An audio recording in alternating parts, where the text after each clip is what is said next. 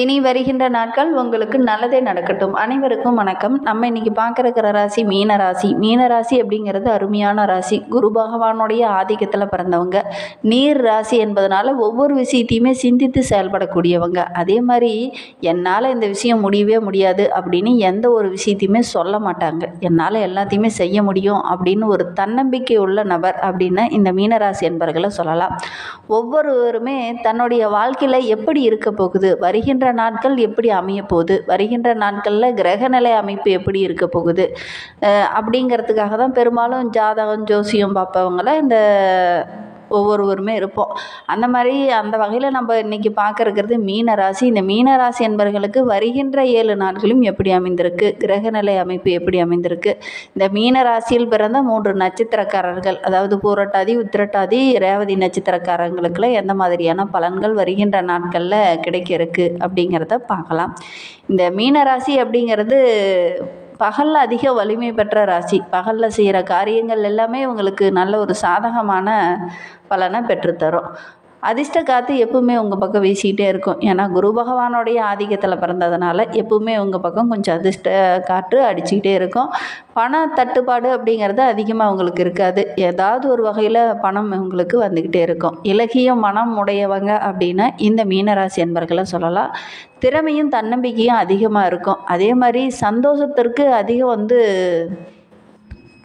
முக்கியத்துவம் கொடுப்பாங்க. மற்றவங்களுக்கு ஏதாவது ஒரு பிரச்சனை வந்துடுச்சு, ஏதாவது ஒரு கஷ்டம் வந்துடுச்சு அப்படின்னா கூட தனக்கு வந்துட்ட மாதிரி பதறக்கூடியவங்க இந்த மீனராசி என்பர்கள் அப்படின்னே சொல்லலாம். விரைவாக கொஞ்சம் கெட்ட சவகாசங்களுக்கு டக்குன்னு அடிக்ட் ஆகக்கூடியவங்கள இந்த மீனராசி என்பர்கள் இருப்பாங்க. சிறுபிள்ளைத்தனமானவங்க அப்படின்னு கூட சொல்லலாம். அதனால தான் அதிகமாக பார்த்திங்கன்னா சிறு பிள்ளைங்களை எந்த மாதிரி வேணாலும் நம்மளால் மாற்றிக்க முடியும் இல்லையா. அதனால் இந்த மீனராசி என்பர்களை எந்த மாதிரி வேணாலும் நம்மளால் மாற்றிக்க முடியும்.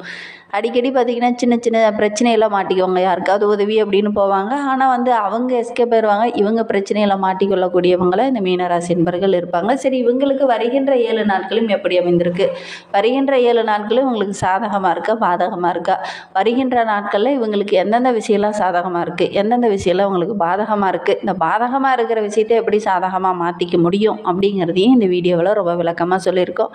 நிச்சயமாக இந்த வீடியோ உங்களுக்கு ரொம்பவும் பயனுள்ளதாக இருக்கும். அதனால் வீடியோவை கடைசி வரைக்கும் பாருங்கள். நீங்கள் இப்போ தான் ஃபஸ்ட் டைமாக நம்ம சேனலை பார்க்குறதா இருந்தால் நம்ம சேனலை சப்ஸ்கிரைப் பண்ணிவிட்டு கூடவே இருக்கிற பெல் ஐக்கானையும் கிளிக் பண்ணிக்கோங்க. அப்போ தான் நாங்கள் போடுற ஒவ்வொரு வீடியோவுமே உங்களுக்கு நோட்டிஃபிகேஷனாக வரும். நீங்கள் மீனராசி அன்பராக இருந்தால் மறக்காமல் நம்மளுடைய சேனலுக்கு ஒரு லைக் கொடுத்துட்டு உங்களுடைய உறவுகள் வகையில் அல்லது நண்பர்கள் வகையில் யாராவது மீனராசி என்பர்கள் இருக்காங்க அப்படின்னா மறக்காமல் இந்த வீடியோவை அவங்களுக்கும் ஷேர் பண்ணி விடுங்க. மீனராசியில் நீங்கள் எந்த நட்சத்திரத்தில் பிறந்தீங்க, உங்களுடைய இஷ்ட தெய்வ பெயர் என்ன அப்படிங்கிறத மறக்காமல் எங்களுடைய கமெண்ட் பாக்ஸில் தெரிவிங்க. உங்களுக்கு ஜோதிட ரீதியாக ஏதாவது சந்தேகம் இருக்குது அல்லது ஜோதிடர்கிட்ட ஏதாவது ஆலோசனை வேணும் அப்படின்னா டிஸ்கிரிப்ஷனில் ஜோதிடரோட வாட்ஸ்அப் நம்பர் கொடுக்கப்பட்டிருக்கு. அந்த நம்பருக்கு கால் பண்ணி முன்பதிவு செய்துக்கோங்க. உங்களுடைய சந்தேகங்களுக்கு நல்ல ஒரு தீர்வு கிடைக்கும். இந்த மீனராசி அன்பர்களுக்கு வருகின்ற நாட்களை பொறுத்தவரையிலும் சுக்கிரன் உச்சமடைந்து ராசியில் இருப்பது, அதோடு குருவோடு பரிவர்த்தனை இந்த காலகட்டத்தில் நடைபெறதுனால இந்த காலகட்ட அமைப்பு ரொம்ப யோகம் அப்படின்னே சொல்லலாம். இந்த அமைப்பு உங்களுடைய ராசிநாதன் ரொம்ப வலுவாக இருக்கிறதுனால ஓரளவுக்கு நன்மை மிகுந்த நாட்களாக வருகின்ற நாட்கள் இந்த மீனராசி என்பர்களுக்கு அமைந்திருக்கு அப்படின்னே சொல்லலாம். இரண்டாவதாக பார்க்கும்போது ராசியில் தொல்லை தந்துக்கிட்டு இருந்த ராகு இடம் மாறி இருக்கிறார். இதனால் மிகப்பெரிய பாரம் குறையும், ஓரளவுக்கு சிந்தித்து செயல்படுவீங்க, சுமை குறையும். வேலைபளு அதிகமாக கடந்த நாட்கள்லாம் இருந்திருக்கும், இந்த வேலைபளு கொஞ்சம் குறைய ஆரம்பிக்கும். ஒரு நிம்மதியான வாழ்க்கை இனி வருகின்ற வாரத்தில் வாழ இருக்காங்க இந்த மீனராசி என்பர்கள் அப்படின்னே சொல்லலாம். மிக கடுமையான பிரச்சனைகள்லாம் தாண்டி வருகின்ற நாட்களில் ஓரளவுக்கு நிம்மதியான வாழ்க்கை வாழ இருக்காங்க இந்த மீனராசி என்பர்கள். எதிர்காலத்தை பற்றி ஒரு பயம் இதனா வரையிலும் இந்த மீனராசி என்பர்களுக்கு இருந்திருக்கும். அந்த நிலை இனி மாறும் அப்படின்னே சொல்லலாம். மிக கடுமையான பிரச்சனைகள் எல்லாமே இனி மாற இருக்குது, உங்களுக்கு சாதகமாக மாற இருக்குது அப்படின்னு சொல்லலாம். எதிர்காலத்தை பற்றி ஒரு விதமான பயம் கூட இதனா வரையிலும் இருந்திருக்கும். இனி தன்னம்பிக்கையும் தைரியமும் அதிகம் உள்ள ஒரு நபராக இந்த மீனராசி என்பர்கள் வர போகிறீங்க.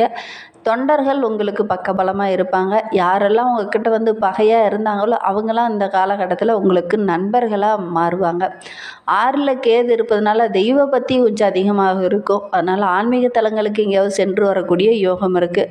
அடுத்த வாரத்தில் பொறுத்த வரைக்கும் சூரியன் 3ஆம் இடத்துல செல்வதனால உங்களுக்கு இருக்கும் பிரச்சனைகள் சங்கடங்கள் படிப்படியாக குறையும். அரசாங்கம் மூலிமா ஏதாவது ஒரு அனுகூலமான பலன் வருகின்ற நாட்களில் இந்த மீனராசி என்பவர்களுக்கு கிடைக்கும். சப்தம அதிபதி புதன் 2வது இடத்துல இருக்கிறது ரொம்பவும் நன்மை. புத்தி கூர்மையாக ஒவ்வொரு இடத்துலையும் சிந்தித்து செயல்படுவீங்க. கணவன் மனைவிக்கிடையே இருந்த அந்த சின்ன சின்ன பிரச்சனைகள் எல்லாமே சரியாகி வருகின்ற நாட்களில் நல்ல ஒரு ஒற்றுமை அதிகரிக்கக்கூடிய நாட்களாக வருகின்ற நாட்கள் இந்த மீனராசி என்பவர்களுக்கு அமைந்திருக்கு.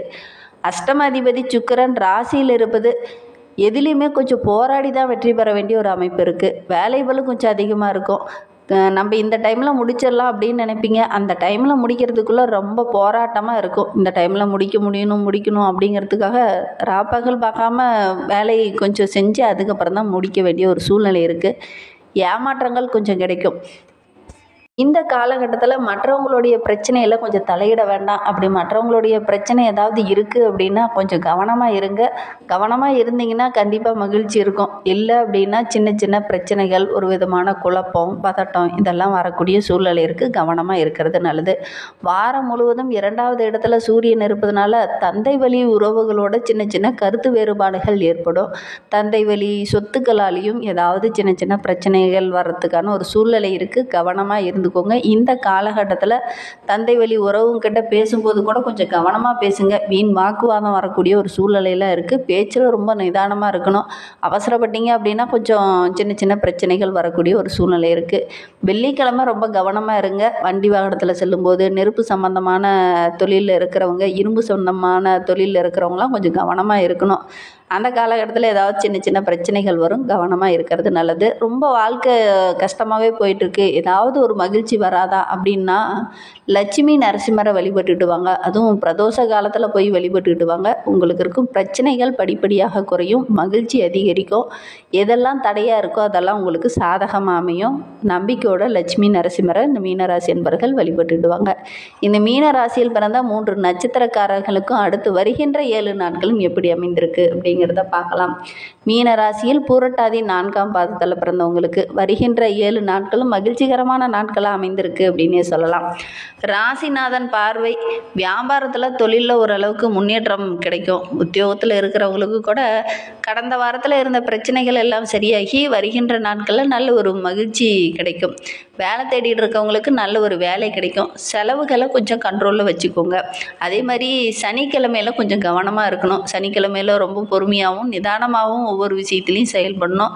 வண்டி வாகனத்தில் செல்லும்போது கூட கொஞ்சம் பொறுமையாக இருக்கிறது நல்லது. உத்திரட்டாதி நட்சத்திரக்காரர்களுக்கு வருகின்ற 7 நாட்களும் மகிழ்ச்சிகரமான நாட்களாக அமைந்திருக்கு அப்படின்னே சொல்லலாம். ஏன்னா விரயஸ்தானத்தில் சனி இருக்கிறதுனால சின்ன சின்ன செலவுகள் திடீர்னு வரும். குடும்பத்துலேயும் சரி, வேலை செய்கிற இடத்துலையும் சரி, சின்ன சின்ன செலவுகள் திடீர்னு வரும். கொஞ்சம் கவனமாக இருக்கிறது நல்லது. ராகு சஞ்சாரம் இனி சாதகமாக இருக்கிறதுனால, அதோடு சேர்ந்து முதல் குருவோடைய பார்வை இருக்கிறதுனால கொஞ்சம் செலவுகள் இந்த காலகட்டத்தில் அதிகமாகும். திடீர்னு ஒரு மருத்துவ செலவோ, திடீர்னு ஏதாவது ஒரு சுபகாரியங்களுக்கு செலவு செய்ய வேண்டிய ஒரு சூழ்நிலை இருக்குது. கொஞ்சம் கவனமாக இருக்கிறது நல்லது. உங்களுடைய சேமிப்பு கூட குறையிற மாதிரி வருகின்ற நாட்களில் அமையும். 6ஆம் இடத்துல கேது இருக்கிறதுனால உடல் நலத்தில் இருந்த அந்த சின்ன சின்ன பிரச்சனைகள் எல்லாமே சரியாகி வருகின்ற நாட்களில் நல்ல ஒரு முன்னேற்றத்தை எதிர்பார்க்கலாம். உங்களுக்கு எதிராக யாரெல்லாம் செயல்பட்டாங்களோ அவங்கெல்லாம் இந்த காலகட்டத்தில் உங்ககிட்ட நட்பு பாராட்டுவாங்க. ஒவ்வொரு விஷயத்துலையுமே இந்த உத்திரட்டாதி நட்சத்திரக்காரங்க ரொம்ப கவனமாகவும் விழிப்புணர்வோடும் இருக்கிறது நல்லது. குறிப்பாக வண்டி வாகனம் ஓட்டும்போது ரொம்ப கவனமாக இருக்கணும். ரேவதி நட்சத்திரத்தில் பிறந்தவங்களுக்கு வருகின்ற 7 நாட்களும் எப்படி அமைந்திருக்கு அப்படிங்கிறத பார்க்கலாம். வியாழக்கிழமை முதல் சூரியன் 3ஆம் இடத்துல சஞ்சரிப்பதனால அஷ்டம ஜீவ விரயஸ்தானத்தில் குரு பார்ப்பதனால உங்களுடைய நிலை படிப்படியாக உயர ஆரம்பிக்கும். செல்வாக்கும் ஓரளவுக்கு உயரக்கூடிய நாட்களாக வருகின்ற நாட்கள் அமைந்திருக்கு. வியாபாரத்தில் நல்ல ஒரு முன்னேற்றத்தை எதிர்பார்க்கலாம். வேலையில் சின்ன சின்ன நெருக்கடிகள் அதிகமாகும். வேலை பளு கொஞ்சம் அதிகமாகும். இருந்தாலும் வருகின்ற நாட்களில் நல்ல ஒரு பாராட்டு, நல்ல ஒரு பெயர் புகழ் இதெல்லாம் கிடைக்கக்கூடிய யோகம் இருக்குது. ஒரு சிலருக்கெல்லாம் புதிய வண்டி வாகனம் வாங்குவதற்கான யோகமும், வீடு வாங்குவதற்கான யோகமும், மனை வாங்குவதற்கான யோகமும் இருக்குது. திங்கக்கிழமையில் கொஞ்சம் கவனமாக இருக்கணும் வண்டி வாகனத்தில் செல்லும்போது. அதே மாதிரி நெருப்பு சம்மந்தமாக ஏதாவது வேலையில் இருக்கிறவங்க இதெல்லாம் கொஞ்சம் கவனமாக இருக்கிறது நல்லது. குறிப்பாக பெண்களை பொறுத்த வரைக்கும் சமைக்கும் போது கொஞ்சம் கவனமாக இருக்கிறது நல்லது.